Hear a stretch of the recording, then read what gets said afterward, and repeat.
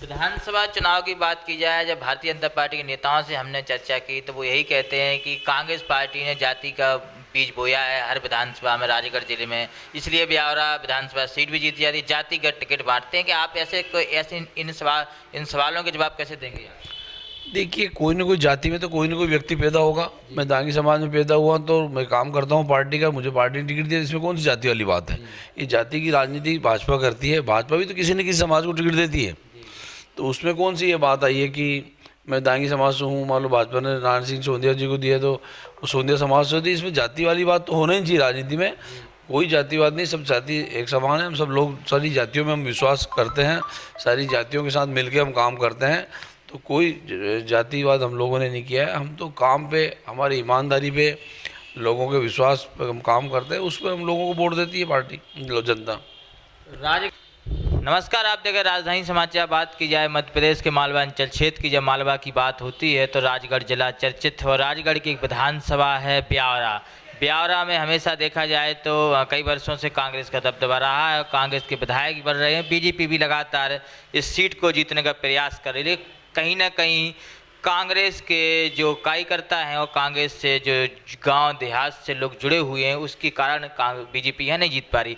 बात करेंगे यहाँ के लोकप्रिय विधायक हैं रामचंद्र दांगी हैं, क्षेत्र में जा भी रहे, जनता के साथ हैं, भारत जोड़ो यात्रा में राहुल गांधी के साथ भी गए थे। वो क्षेत्र, उस पर भी हम जानकारी लेंगे और तमाम जो ब्यावरा के जो क्षेत्र के मुद्दों पर चर्चा करेंगे। सबसे बड़ा सवाल तो यही है कि क्षेत्रीय जो सांसद हैं रोडमल नागर जी कहते हैं कि क्षेत्र में बिजली की समस्या नहीं है। कल ही एक हमने बड़ा आंदोलन देखा भाटखेड़ी के पास की, गांव देहात के लोग काफ़ी इकट्ठे हुए, उन्होंने चक्कर जाम किया। क्या कारण रहा, क्या कैसे देखते हैं आप? देखिए, क्षेत्रीय सांसद जी को तो कोई राजगढ़ जिले की चिंता है नहीं। और जहाँ तक भाटखेड़ी में चक्का जाम का भी सवाल है, तो इस समय पूरे ज़िले की मध्य प्रदेश सरकार ने, शिवराज सिंह जी की सरकार ने, जब किसानों को बिजली की आवश्यकता है खेतों में, उस समय सारे गाँव की लाइट काट दी गई और कहना बिजली की वसूली करने के लिए। तो ये कोई तरीका नहीं था कि गांव में उनके कर्मचारी गए नहीं, बिजली के बिल मांगे नहीं और पूरे गांव के फीडर बंद कर दिए। आज पूरे क्षेत्र में हाहाकार मचा हुआ है और हमसे भी लोग बात है, हम लोग का साहब हमें वसूली करना है। तो एक तरफ मुख्यमंत्री शिवराज सिंह जी विकास यात्रा निकाल रहे हैं कि हमने विकास किया, तो ये कौन सा विकास है जिसमें कि किसानों की लाइट काटी? जब किसान ठंड में बिजली वैसे ही कम मिल रही और जब कम बिजली मिल रही उस समय भी किसान का जब फसलें पकने का समय आया उस समय 4-4 6-6 दिन से लाइटें कटी पड़ी है। ये मध्य प्रदेश का विकास, असली विकास दिखता है कि शिवराज सिंह जी कर क्या रहे हैं। शिवराज सिंह जी सिर्फ जनता को गुमराह करने का काम कर रहे हैं। विकास के नाम पे लोगों के दिमाग में बैठाने की कोशिश कर हमने बहुत विकास कर दिया है, झूठी घोषणाएं कर रहे हैं। तो ये शुद्ध रूप से अन्याय है किसानों के साथ। बिजली का हम लोग विरोध कर रहे हैं। हमने चेतावनी दी कि यदि बिजली समय पर चालू नहीं की गई, किसानों की लाइट चालू नहीं की गई, तो हम बहुत बड़ा आंदोलन जिले भर में करेंगे। तो उसका परिणाम जल्दी आएगा। 2023 चुनाव की बात की जाए, 2023 चुनाव के लिए तमाम नेता क्षेत्र में जा रहे, तैयारी भी कर रहे। आप वर्तमान विधायक हैं, क्षेत्र के नेता हैं। ब्यावरा विधानसभा सीट को आप कैसे देखते हैं, कि कैसे आकलन करते हैं ब्यावरा का? देखिए, हम ब्यावरा विधानसभा के लिए निरंतर प्रयास करते हैं और यहाँ के विकास के लिए जो जनता की ज़रूरत होती है उसके लिए हम लड़ते रहते हैं, संघर्ष करते हैं और जनता सब सीधा जुड़े रहते हैं। उनकी छोटी छोटी तकलीफ़ों को हम लोग ध्यान देते हैं, क्या उनको आवश्यकता है, क्या उनको परेशानी हो रही। चाहे भ्रष्टाचार इस समय चरम सीमा पर है, भ्रष्टाचार के खिलाफ हम लोग लड़ाई लड़ रहे हैं। विकास के लिए हम लोग सरकार से बार बार दबाव बनाते हैं, जो आवश्यक काम होते हैं उनको कराने के लिए भरपूर प्रयास करते हैं।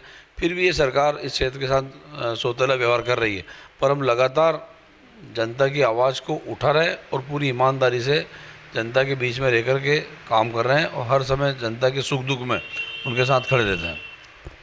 एक और बड़ा सवाल है, जिला पंचायत में कांग्रेस पार्टी जीती, ब्यावरा नगर पालिका, ब्यावरा ब्लॉक का चुनाव कांग्रेस पार्टी क्यों नहीं जीत पाई? क्या ऐसा कारण रहा? क्षेत्रीय विधायक हैं, ये सवाल एक महत्वपूर्ण है। देखिए, परिस्थितियाँ हैं, अलग अलग लोग विचारधारा का आ जाते हैं, जीतना तो रहता है, लेकिन आजकल इस भाजपा के राज में धन बल का बहुत उपयोग हो रहा है। सत्ता की ताकत और धन का उपयोग हर चुनाव हो रहा है और उसी का परिणाम है कि कहीं कहीं नुकसान हुआ है। तो ये सीधा सीधा है कि इस मध्य प्रदेश की सरकार के भाजपा ने काफ़ी समय से, तो इन्होंने, इनके लोगों ने खूब पैसा कमाया तो ये हर चुनाव को पैसे की दम पर चुनाव जीता जाता है, तो स्वाभाविक है पैसे से इन चीज़ों में असर पड़ता है, तो वो उसका नुकसान हुआ है पैसे से। विधानसभा चुनाव की बात की जाए, जब भारतीय जनता पार्टी के नेताओं से हमने चर्चा की तो वो यही कहते हैं कि कांग्रेस पार्टी ने जाति का बीज बोया है हर विधानसभा में राजगढ़ जिले में, इसलिए ब्यावरा विधानसभा सीट भी जीती जाती है, जातिगत टिकट बांटते हैं। कि आप ऐसे इन सवालों के जवाब कैसे देंगे? देखिए, कोई ना कोई जाति में तो कोई ना कोई व्यक्ति पैदा होगा। मैं दांगी समाज में पैदा हुआ तो मैं काम करता हूँ पार्टी का, मुझे पार्टी ने टिकट दिया, इसमें कौन सी जाति वाली बात है? ये जाति की राजनीति भाजपा करती है, भाजपा भी तो किसी न किसी समाज को टिकट देती है, तो उसमें कौन सी ये बात आई है कि मैं दांगी समाज से हूँ, मान लो भाजपा ने नारायण सिंह सोंधिया जी को दिया तो वो सोंधिया समाज से होती, इसमें जाति वाली बात तो होना ही चाहिए। राजनीति में कोई जातिवाद नहीं, सब जाति एक समान है, हम सब लोग सारी जातियों में हम विश्वास करते हैं, सारी जातियों के साथ मिलकर हम काम करते हैं, तो कोई जातिवाद हम लोगों ने नहीं किया है। हम तो काम पे, हमारी ईमानदारी पे, लोगों के विश्वास पे हम काम करते हैं, उस पर हम लोगों को वोट देती है पार्टी, जनता। राजगढ़ में 5 विधानसभा सीटें हैं, 5 में से 3 पे कांग्रेस के विधायक हैं, 2 पे भाजपा के हैं। आप जिलाध्यक्ष भी रहे, कांग्रेस के बड़े नेता हैं, लंबे समय तक राजनीतिक अनुभव, कैसे देखते हैं 5 विधानसभाओं को? इस बार क्या स्थिति रहेगी 2023 चुनाव में? देखिए, आप खुद पत्रकार हैं, सब जगह जा रहे हैं, इस समय पूरे प्रदेश में माहौल बदल रहा है। मध्य प्रदेश की सरकार से और माननीय शिवराज सिंह जी से जनता ऊब चुकी है। इनके चेहरे को देख देख करके, झूठी घोषणाएं इनकी सुन सुन करके काम कुछ नहीं हुआ है, प्रदेश को कंगाल बना दिया गया है। आज ही देख रहा था पेपर में कि 2000-3000 करोड़ का कर्ज फिर लेने जा रही, हर 8 दिन 15 दिन में सरकार कर्ज ले लेकर के सरकार चल रही है। 3 लाख करोड़ रुपए का कर्ज इस मध्य प्रदेश की जनता पर शिवराज सिंह जी ने थोप दिया है, और कर्ज लेकर के माल कमा रहे हैं, पैसा कमा रहे हैं और झूठी घोषणाएं कर रहे हैं। घोषणा कोई अमल कुछ नहीं होता है, लेकिन वाई लेने के लिए, तत्काल लाभ लेने के लिए घोषणा करते हैं और काम कुछ नहीं है। अभी ये कमलनाथ जी के बाद में 2 साल से सरकार है, आप बताइए मध्य प्रदेश से कौन से विकास का हो? अब चुनाव आ रहे हैं तो लाडली बहन योजना के नाम से पैसा बांटे जा रहे हैं, बांटने का काम कर रहे हैं, अच्छी बात है जब पैसा दे, लेकिन सिर्फ चुनाव के लिए। ये पूरी तरह से भाजपा सरकारी धन का दुरुपयोग करके, सरकार के धन से अपनी पार्टी का प्रचार करवा रही है। अभी विकास यात्रा में भी कर्मचारियों की ड्यूटी लगा दी और कर्मचारियों को प्रताड़ित किया जा रहा, कर्मचारियों को, हमारे कुछ कर्मचारियों को सस्पेंड किया, नोटिस दे रहा है। तो ये उनकी यात्रा का प्रचार भाजपा का नाम से, मुख्यमंत्री का नाम लेकर के भाजपा अपना सरकारी कर्मचारियों से, सरकारी धन से ये प्रचार कर रही है। ये पूरी तरह गलत है और अगले आने वाले चुनाव में मध्य प्रदेश में भाजपा की सरकार बनने वाली नहीं है। शिवराज सिंह का चेहरा मध्य प्रदेश की जनता देखना चाहती है। शिवराज सिंह जी को पहले भी लोगों ने बेनकाब कर दिया है, फिर ज़बरदस्ती थोपा गया है, तो जनता को ये पता है कि इस प्रदेश में शिवराज सिंह जी ने, भाजपा ने किस तरीके से सरकार गिराई, और सरकार गिराने के बाद में कोई इन्होंने जनहित के काम नहीं किए। इसलिए अब सरकार, जनता पूरी तरह सरकार को बदलना चाहती है, शिवराज सिंह जी को हटाना चाहती है। 100% मध्य प्रदेश में कांग्रेस की जगह बनेगी। और राजगढ़ जिले के जहाँ तक सवाल, अभी 3 विधायक हैं, अगले बार 5 विधायक कांग्रेस के बनेंगे, ये मैं आज आप दावे साथ कह रहा हूँ। बात करें अपन भारत जोड़ो यात्रा की, भारत जोड़ो यात्रा में आप भी गए, भारत जोड़ो यात्रा का कितना असर रहेगा मध्य प्रदेश विधानसभा चुनाव में, लोकसभा चुनाव में? भाजपा ने कई आरोप भी लगाए, भारत जोड़ो नहीं भारत तोड़ो, इन आरोपों का जवाब और इसका असर कैसे देखते हैं?